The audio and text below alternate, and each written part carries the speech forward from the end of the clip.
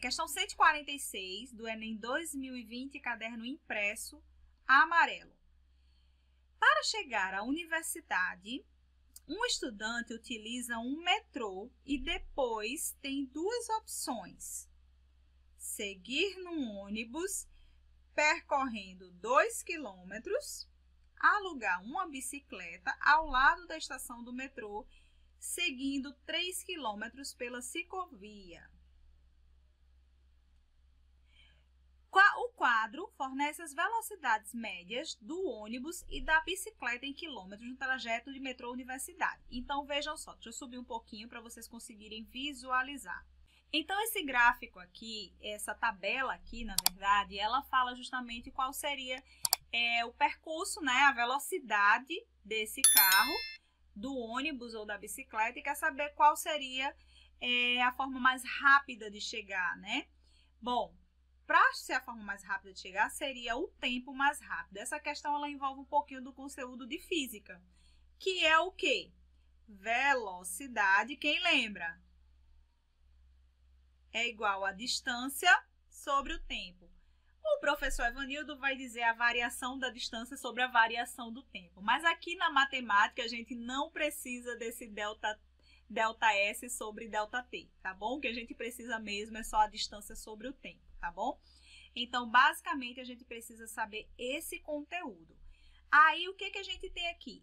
É que ele está dando a velocidade e deu a distância percorrida. Aí, vocês vão dizer assim, mas como deu? Olha só, de ônibus são 2 quilômetros. E de metrô... Cadê? Desculpa. De ônibus, tá certo, 2 quilômetros. E de bicicleta, 3 quilômetros, tá certo? Essa é a distância percorrida. Eu preciso saber o tempo, tá certo? Então, como é que a gente faz essa questão? Para eu saber o tempo, eu vou tentar isolar essa equaçãozinha aqui. Eu vou fazer meio pelos extremos. Então, o tempo vai ser a mesma coisa que a distância dividido pela velocidade. É essa equação que a gente vai utilizar. Então, tendo o tempo, que é a distância sobre a velocidade, eu vou fazer isso aqui.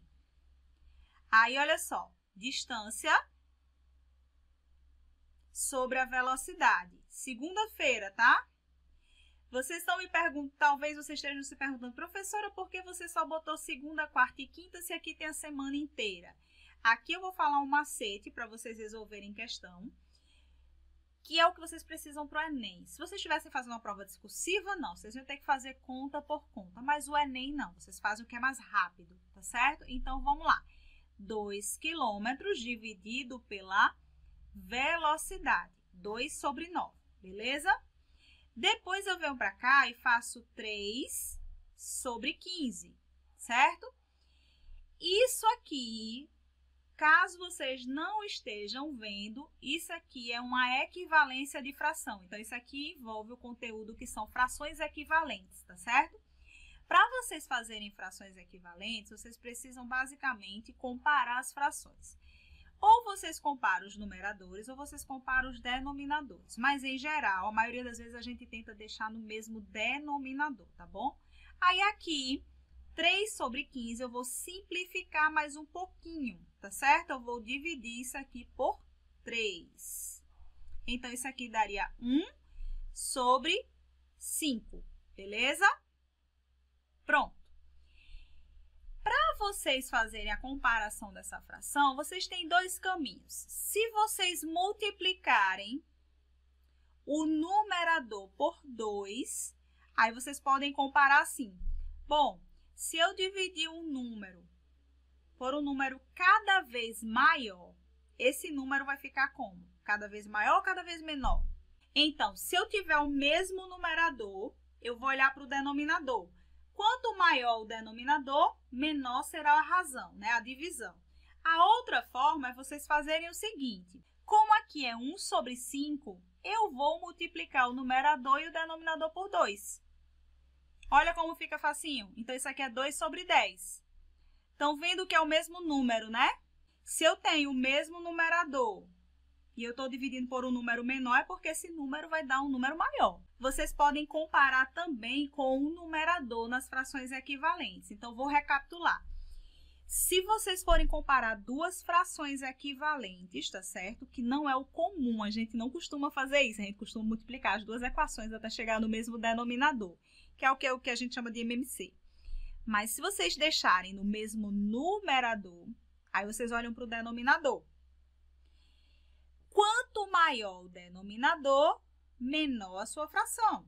Quanto menor o denominador, maior a sua fração. Como esse denominador é menor do que esse denominador, significa que essa fração é maior, tá bom? Então, o deslocamento para o aluno ir de ciclovia, ele quer saber o menor tempo na ciclovia. A ciclovia aqui ganhou, porque eu demoro menos tempo por ciclovia. Ó. Se isso aqui é maior, né? Significa que eu vou mais rápido na ciclovia. Então, segunda-feira, elimina a letra B, elimina a letra D e elimina a letra E. Resta agora o chute ou o cálculo para a letra A e C. Aí vejam só no final, olha aqui, ó.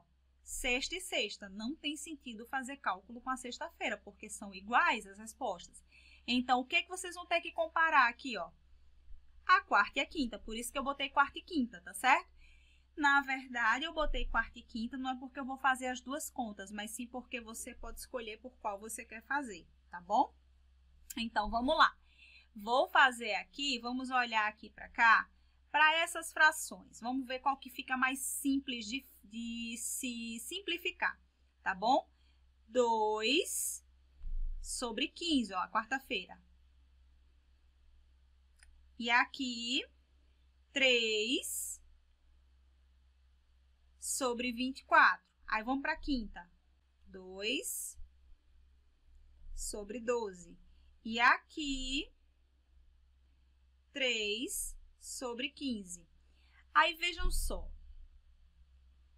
Tanto faz eu simplificar tanto a quarta como a quinta, porque se eu dividir por 3, eu fico com o numerador 1 do mesmo jeito, tá bom? Aí fica fácil de fazer esse macete que eu falei para vocês. Então, olha só. Vou dividir aqui por 3, tá certo? Então, aqui ficaria 1 sobre 8, beleza? Aí, vou fazer o mesmo procedimento. Multiplica o numerador e o denominador por 2, que nem eu fiz aqui.